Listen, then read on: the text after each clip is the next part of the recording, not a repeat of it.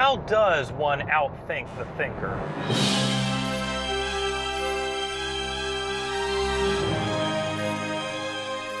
Greetings everyone and welcome to day 4 of final week.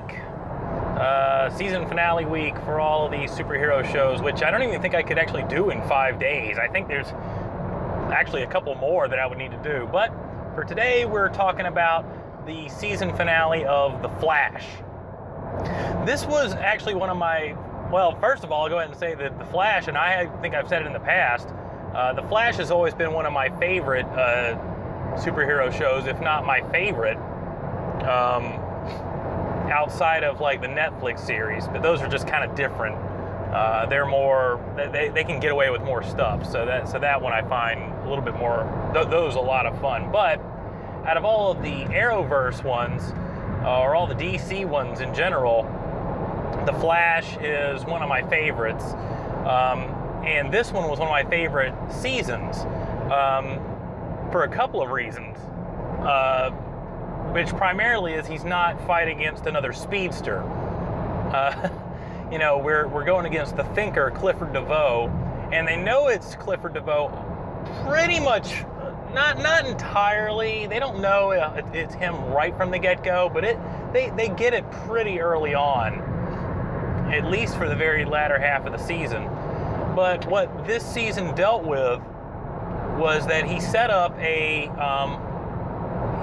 way to recover Barry Allen from the Speed Force, because in the last season he had to take his place inside the Speed Force because they can't remember exactly the reason. The Speed Force needed, it was like they needed to trap Barry Allen there as almost like a punishment in a way. But they managed to get him out, but it was also because of Clifford DeVoe wanted him out. And the reason why they wanted him out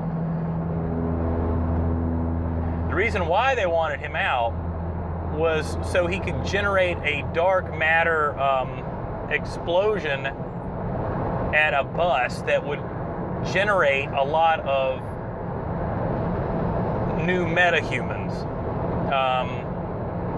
which I thought, and he actually thought this all out. Like that's the crazy thing about the thinker for this, Clifford DeVoe.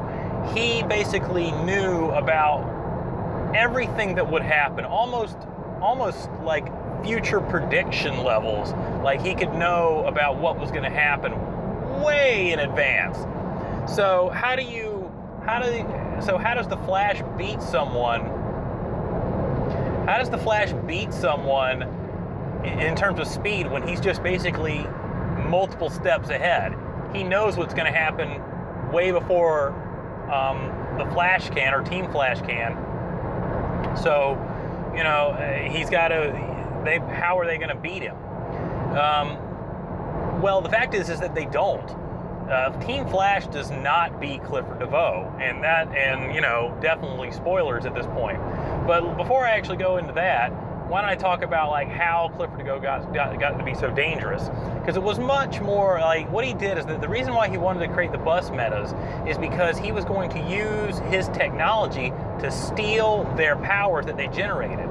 And he has I could not even begin to name all the powers he gets by the end of this. The last one he gets is Ralph Digby, the Elongated Man, who's introduced earlier in the season. And if you're not familiar with the Elongated Man, he's basically Mr. Fantastic with his stretching powers. And he uses the stretching power, like he'll basically jump bodies. He jumps bodies and carries with them their powers. So he takes Ralph last, and with that, he now can change his face to look like his old self. So I'm like, okay, that was pretty clever. You know, and Barry grew attached. And God Lord, a lot of stuff happens in this season. He's got an ability where he can take someone else's powers, and he does that to Killer Frost, who now Caitlin Snow cannot get Killer Frost back. So there's that going on. Also, Harrison Wells had invented his own thinking cap to make himself smarter, and he injected it with dark matter, and it has a side effect that it's making him dumber. So, that's going on. And it turns out Clifford DeVoe predicted that as well, because he wants to create something called the Enlightenment. And the Enlightenment is going to generally make everybody like, well, Harrison Wells is kind of simple, and like he's the only one who's intelligent. And that's the overall plot. And Team Flash doesn't stop him. They stop him, but not because they did it. The reason they stop him is because his wife, realizing that he's no longer the man she fell in love with, she leaves him. The Team Flash finds her, and then they devise a way to defeat him, which involves Barry going into his consciousness with her help and her technology, and also the help of Joe's wife, because she's pregnant and has like psychic abilities for some reason, and now she's projecting that into Clifford DeVoe's head. I know it's like I'm just rambling, but this is what happens in the show. I'm like summarizing the entire season really quickly. But they managed to rescue Ralph, who was remaining in his consciousness because he basically had to push him to the side. So they rescue him. Ralph comes back, takes back control of his body at this point, and I guess that means Clifford dies, because Clifford DeVoe had like a disease that was like deteriorating his health. So he dies. So why was this season so cool? Well, like I mentioned, it's cool to watch the Flash go against people who are a giant threat to him, and he can't just beat him by running.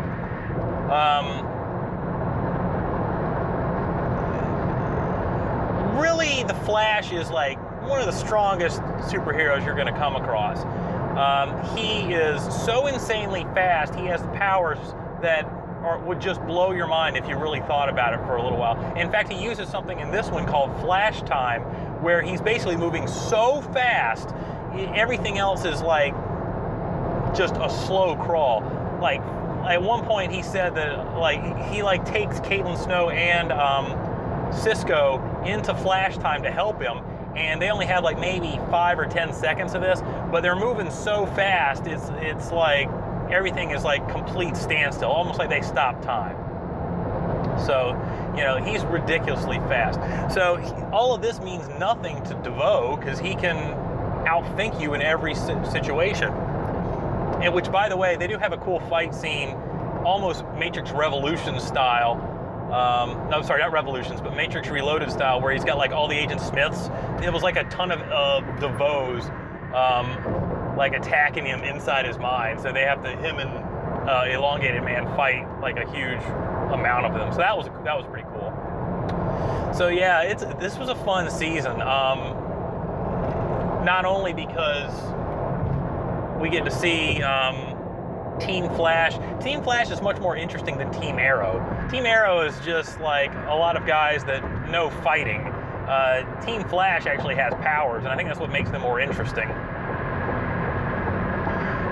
But besides that, I thought, the overall writing for it was pretty dang good. Like I said, they had to plan out all of this stuff in advance for it to kind of fit together in a nice little puzzle. They just kind of put it all together. So ultimately, a lot of these stories haven't wrapped up, and some have. Killer Frost apparently has always been inside Caitlin. She was never affected by the dark matter explosion that created the Flash.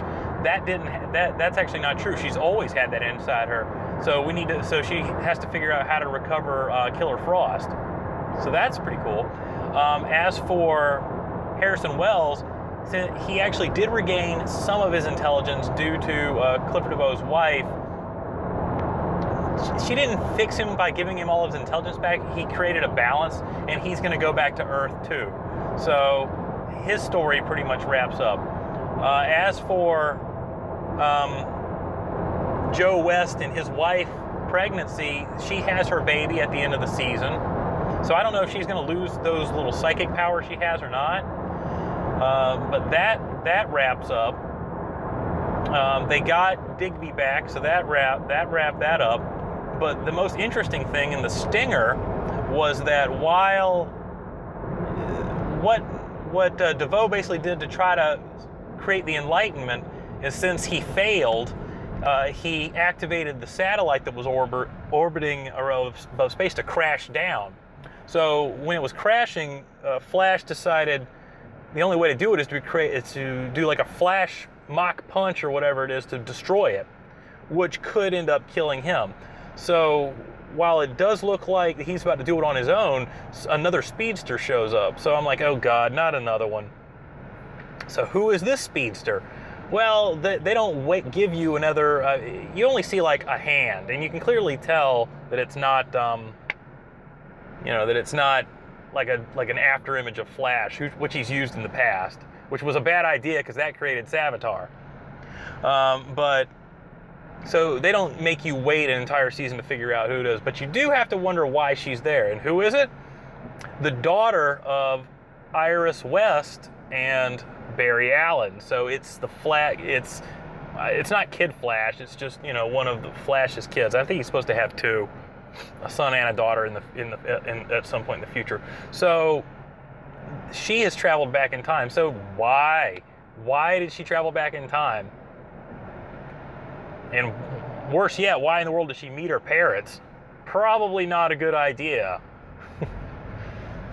We all saw, I mean, they're already married, but it's not like it's a little like Back to the Future. You could jeopardize your own existence. So yeah, ultimately I've always enjoyed the Flash show. I think it's done a great job, and I continue to enjoy it, and I'm looking forward to the next season. Definitely keep watching the Flash. You might want to just say no more to Arrow or Gotham, since it only has one more season left, or maybe even Krypton, although it was a little bit more interesting. But definitely keep watching the Flash. Hey everyone, thank you for watching, and please take a minute to like, comment, and subscribe for more super videos.